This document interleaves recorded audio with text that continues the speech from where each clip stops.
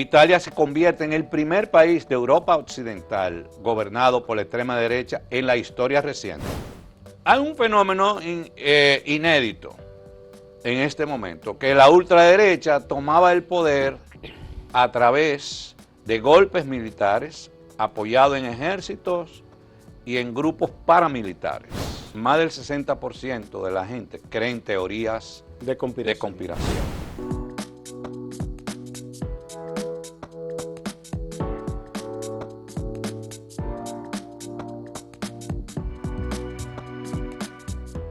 Saludos, amigas, amigos. Ustedes sintonizan Acento TV y este es su programa A Partir de Ahora. Y hoy viernes está, como siempre, con todos ustedes, con nosotros, el hombre de los viernes, Bernardo Matías. Bienvenido, Bernardo.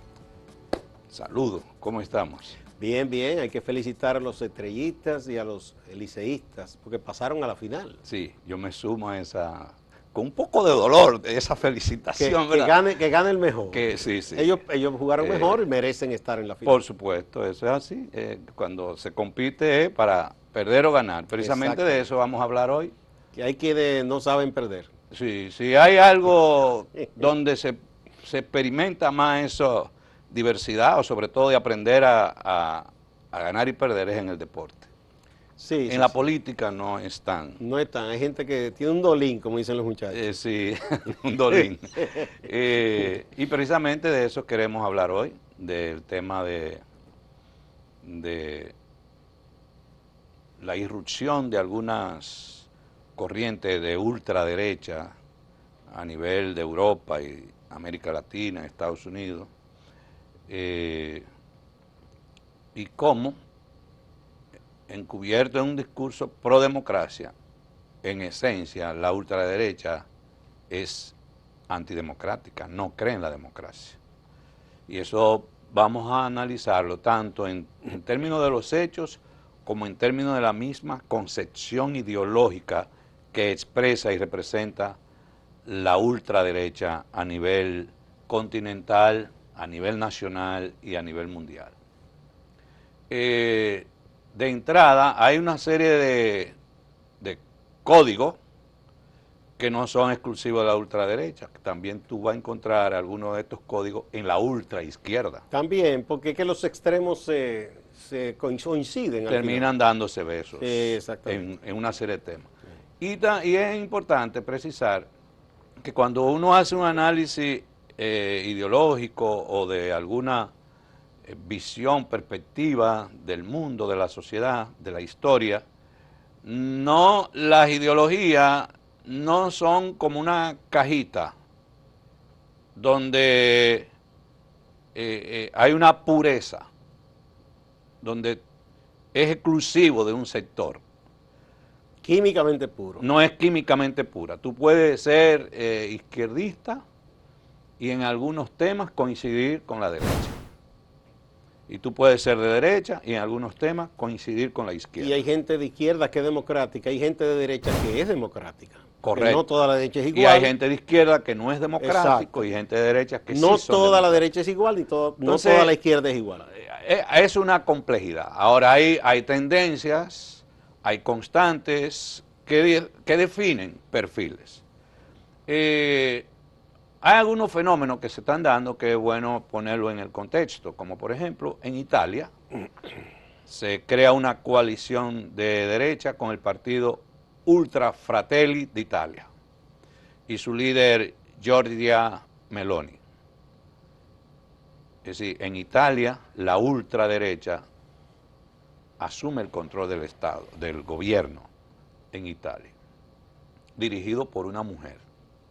Que recuerdan un programa que yo decía que muchas veces yo siento que en ocasiones se ha codificado una visión tradicional del marxismo que le daba al proletariado una visión esencialista de que en esencia el proletario era revolucionario y representaba la ideología revolucionaria. Y todas las virtudes. Y todas las virtudes. En el tema de la igualdad de la mujer hay visiones y corrientes que que han hecho un traslado de esa visión, de creer que por ser mujer ya en sí misma representa cambio, transformaciones. No, no, eso no es automático. No, Eso, de hecho, ella asume un discurso que es totalmente contrario a a derecho la de la reivindicación mujer. de la Sí, mujer. sí, es antiderecho de la mujer. Sí. Giorgia Meloni, mujer. Sí, sí, sí. Italia se convierte en el primer país de Europa Occidental gobernado por la extrema derecha en la historia reciente. De hecho, ella Porque, reivindica a Mussolini abiertamente. claro, porque ya Mussolini y Hitler son la máxima expresión de la ultraderecha en la historia de Europa. Y Franco en España. Pero creo que son Franco en España, pero Mussolini y especialmente Hitler fue casi el plus Sí, sí. de la ultraderecha. Pero al mismo tiempo, en Suecia, resulta que en las pasadas elecciones, el 11 de septiembre, la extrema derecha consiguió ser el segundo partido más votado en Suecia. Tradición socialdemócrata, socialismo democrático. Y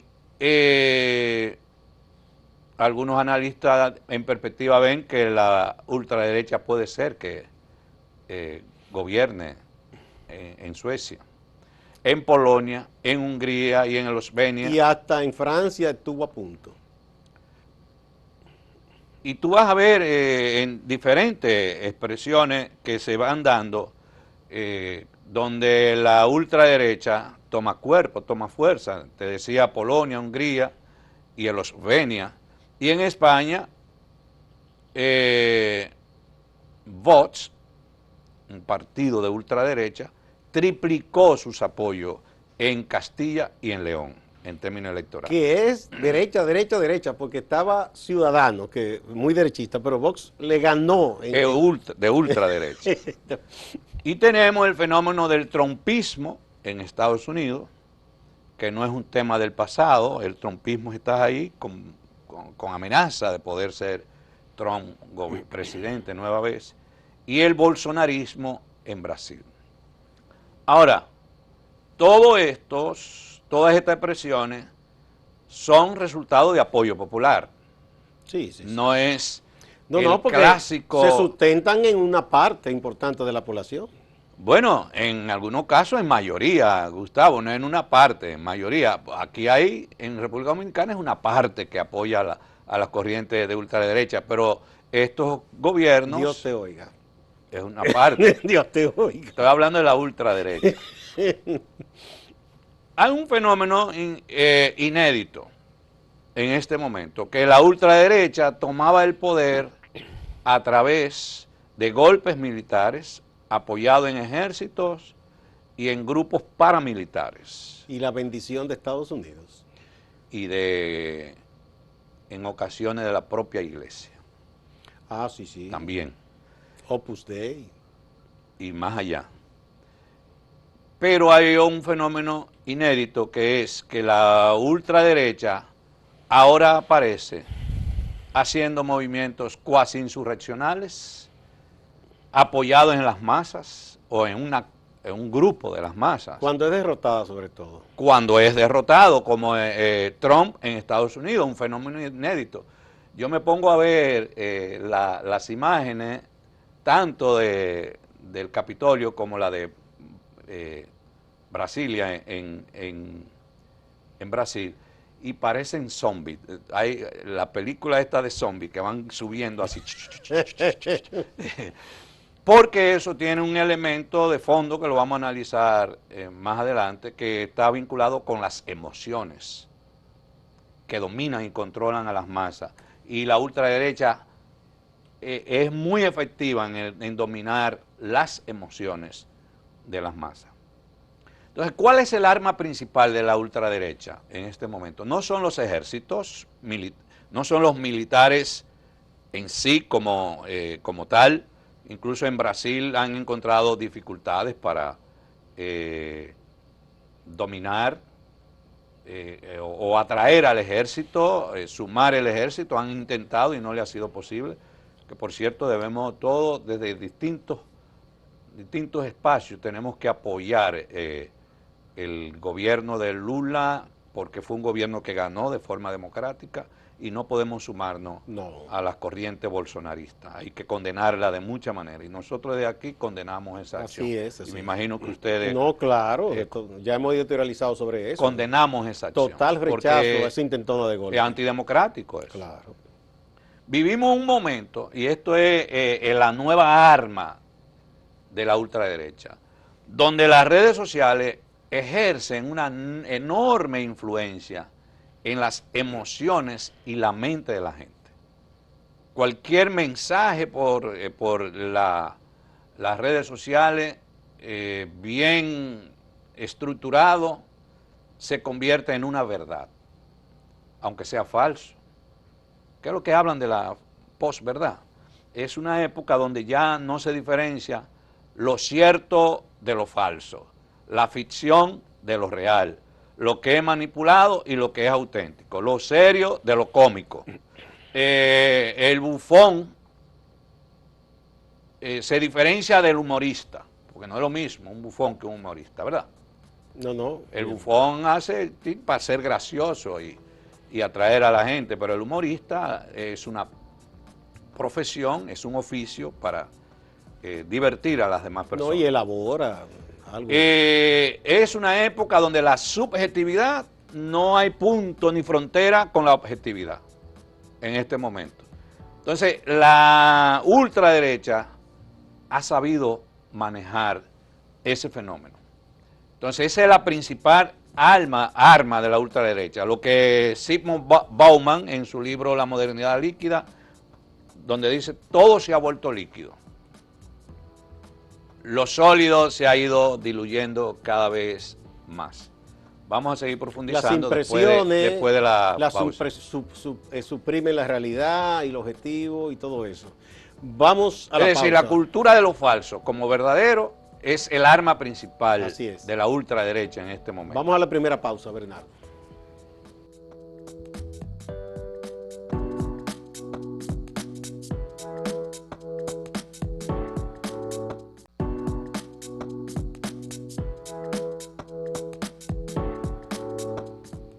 Continuamos con Bernardo Matías, el hombre de los viernes.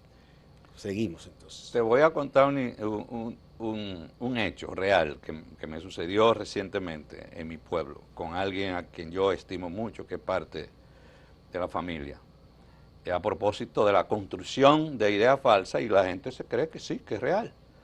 Él es de los militantes nacionalistas, ¿verdad? Antihaitiano, radical. Que son de la gente que asume el haitiano hasta como animal casi. Estamos conversando y me sale con el tema de la fusión y de la invasión, pero sobre todo de la fusión. Dice, yo tengo documentos que prueban eso, de ese plan. Digo yo, muéstrame los documentos, me gustaría verlo. Se para y entra a la habitación. Sale, digo, ¿dónde está el documento? Me dice, te lo busco ahora. Y le digo, búscame el documento, vuelve y entra a la habitación y sale. Estoy esperando hasta el día de hoy el documento que habla sobre la fusión. Son ideas imaginarias, construidas, que la gente se la cree real. En eso la ultraderecha ha sido muy efectiva, excelente. ¿Y qué ha hecho la ultraderecha? Ha formado lo que se llaman ejércitos cibernéticos. Ya la ultraderecha no son los ejércitos clásicos de la guerra. Uno de sus instrumentos principales son los ejércitos cibernéticos, gente que está en un cuarto cerrado, apagado, que su papel es hacer campañas. Permanentemente. Permanentemente. Y el uso de datos psicométricos, que ya ahí entran personas de mayores capacidades técnicas y profesionales, extraídos de las redes sociales y también de los hábitos de consumo que tú tienes. Lo de datos psicométricos es que a través de análisis, de estudios, ellos ven cuál es el perfil de los usuarios de las diferentes redes y diseñan planes y estrategias que toquen las emociones de esas personas y definen grupos prioritarios de interés. Son estrategias muy inteligentes en este momento. Entonces, lo que la ultraderecha está hoy día es subordinando los hechos a las emociones de la gente. Ha sabido aprovechar las debilidades y las grietas de la democracia, porque la democracia, en todo esta línea de la diversidad, de la pluralidad, hemos llegado a asumir una pluralidad y una diversidad sin límites, donde tú puedes, amparado en la diversidad, la pluralidad, ofender, insultar, maltratar, construir mentiras, y no pasa nada. No, hay una deformación de lo que es la libertad de expresión. Hay gente que insulta con cosas denigrantes para el ser humano y si le dicen, mira, pero y la libertad de expresión, o sea, tú tienes libertad, pero no para tú violar el derecho del otro. ¿Entiendes? Claro. O sea, yo no puedo hacer uso de la libertad en este espacio, por ejemplo, para comenzar a insultar personalmente Hay unos a alguien. límites, hay una frontera. Porque ya entonces eso no es libertad, yo estoy agrediendo a alguien. No, y si es una libertad que incluso hasta pone en riesgo la vida de la otra persona, mucho menos. No. Tú sabes que, Gustavo, que hay algunos estudios que se han realizado en países de Europa que hablan de que más del 60% de la gente cree en teorías De conspiración. de conspiración. De las más absurdas, ¿eh? Pero ahí entran hasta intelectuales, Pero académicos. en Estados Unidos hay un grupo sólido eh, de los terraplanistas, Ajá. que ellos defienden diciendo que la Tierra es cuadrada y se reúnen y tienen congreso diciendo que la Tierra es cuadrada. ¿No? Y te construyen todo. Sí, sí, sí. No, y alrededor, por ejemplo, de la vacuna del COVID, Todo eso. toda la teoría de las conspiraciones que han existido. Recientemente un amigo me dice, ¿tú sabes la cantidad de gente que ha muerto por la vacuna? Ah, sí, todos los días. Y yo le digo, pero ¿de qué han muerto? Dame datos, ¿dónde? ¿Qué?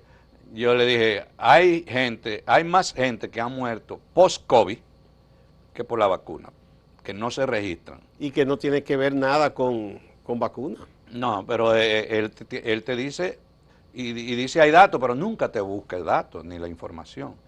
Entonces, la ultraderecha es antidemocrática porque realmente la que tiene vocación conspirativa ha sido la ultraderecha. Lo de Donald Trump fue una conspiración contra la institucionalidad, lo de Bolsonaro es conspiración contra la democracia brasileña. Hay algunas características que definen a la nueva o extrema derecha. Una de ellas es, ellos creen una visión liberal de la economía, con eso coinciden con la derecha y parte de sectores Pero de la hasta un izquierda. límite creen en eso porque es una mezcolanza extraña. Porque, ¿En por qué ejemplo, sentido? Bueno, Donald Trump, por ejemplo, hablaba, ¿verdad? No, que la economía de mercado y que el nacionalismo, pero entonces cerró la frontera. Eso no es propio de una economía liberal. Puso aranceles. Él trató de reformar el Tratado de Libre Comercio de América del Y el Norte. proteccionismo también. Proteccionismo, Sí, que eso no pues. es liberal. Pero en Igual, tú eres tan nacionalista, quítame toda la base que hay en el mundo entero y déjala en tu país. También. Sí, porque si tú eres tan nacionalista, ¿verdad? Otro elemento de identidad de la ultraderecha es que ella es antigualitaria. Sí. No cree en la igualdad. Enfatiza la moral tradicional. Y en ese énfasis de la moral tradicional atrae a grupos religiosos fundamentalistas. Los más fanáticos. Porque a veces dice, los grupos religiosos, no, los grupos religiosos son muy diversos, muy Sí, plurales. hay mucha diversidad. Esta conexión entre ultraderecha y religión se da entre ultraderecha y grupos religiosos fundamentalistas. No es casual que para mucha gente de esos neoevangelistas, Trump es un enviado de Dios y Bolsonaro. Por supuesto, por Sí. eso es parte de la construcción de la mentira Sí. encubierta de verdad. En la historia de la humanidad ha habido una constante bien interesante. Los grupos religiosos fundamentalistas siempre le han atraído las ideas conservadoras y de ultraderecha. tú agarras la historia. Y han apoyado a, Porque todos, a los dictadores. ¿Sí? Hay un código común que es el autoritarismo, que lo vuelve atractivo. El conservadurismo y el autoritarismo se besan. Y no solo se besan, son como el ombligo y la barriga. Son amantes. Como el ombligo y la barriga, que no pueden vivir separados. Por eso, la ultraderecha, su vocación es autoritaria, no es democrática, tradicionalmente. Bien, vamos a otra pausa.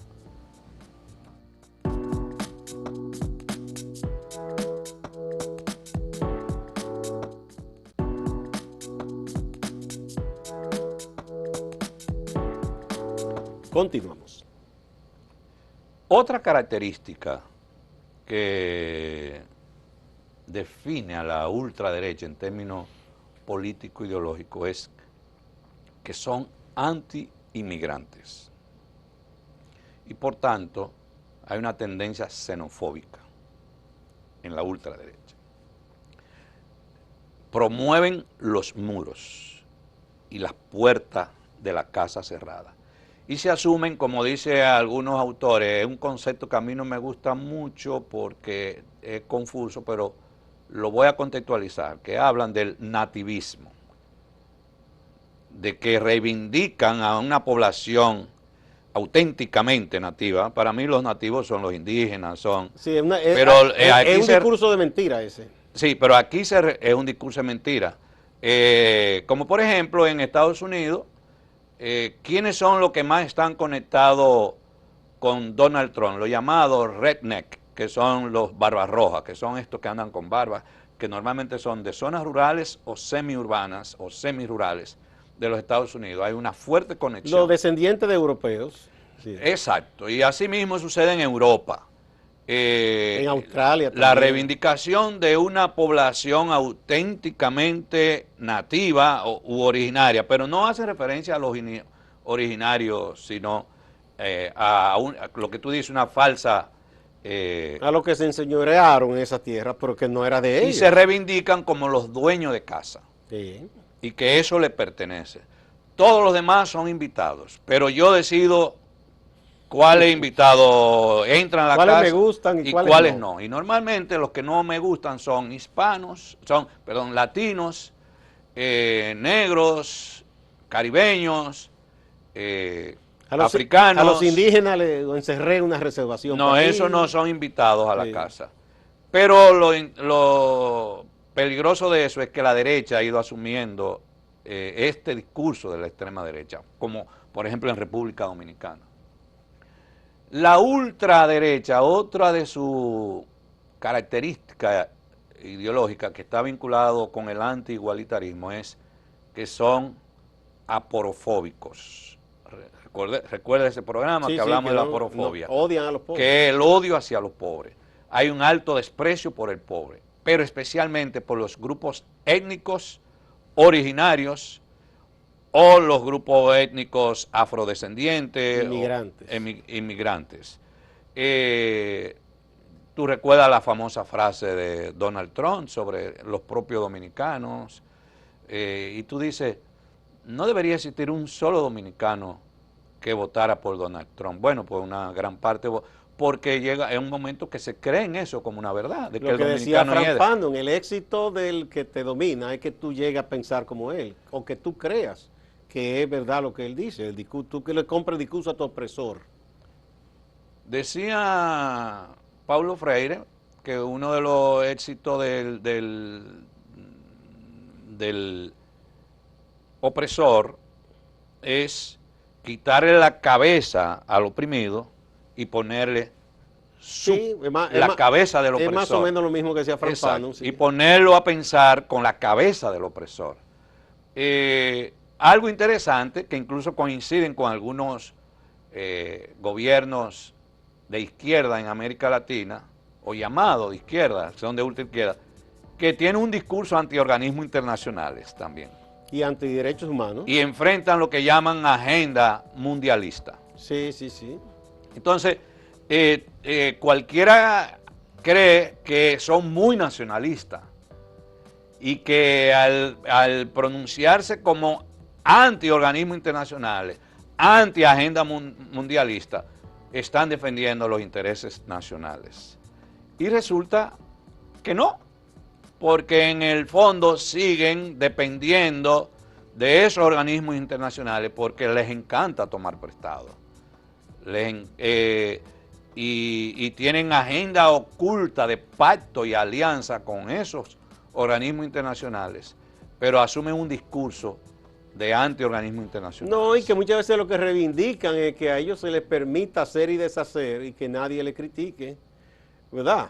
Porque hay una supuesta reivindicación de la soberanía, pues yo le pongo comillas, porque lo que quieren muchos de esos jefotes es que ellos les permitan hacer lo que les dé la gana con su pueblo y que nadie les critique. Y un último dato para terminar, no resulta extraño que estas corrientes con ese ADN de ultraderecha, todas hayan coincidido en apoyar la guerra de Putin en Ucrania y la invasión de Rusia a Ucrania. Todos se han identificado con Putin y Putin representa una... Era un ultraderechista. Ultraderechista y una práctica y una visión autoritaria del poder. Entonces han coincidido y apoyado, incluso gobiernos de izquierda y de ultraderecha han apoyado a Putin, porque hay en ocasiones, como decía, hay códigos comunes en el cual esas corrientes extremistas se conectan. Y ahí tú lo ves claramente, que tú agarras cada uno de los gobiernos que apoyan a Putin y son de corrientes de ultraderecha o de extrema izquierda que gobiernan algunos de nuestros países. Bien, muchas gracias, Bernardo. Y a ustedes también, amigas y amigos. Recuerden que en la reseña que hacemos de El Hombre de los Viernes se coloca el documento que prepara Bernardo para ustedes, con muchos datos de manera muy exhaustiva. Muchas gracias. Será hasta la próxima.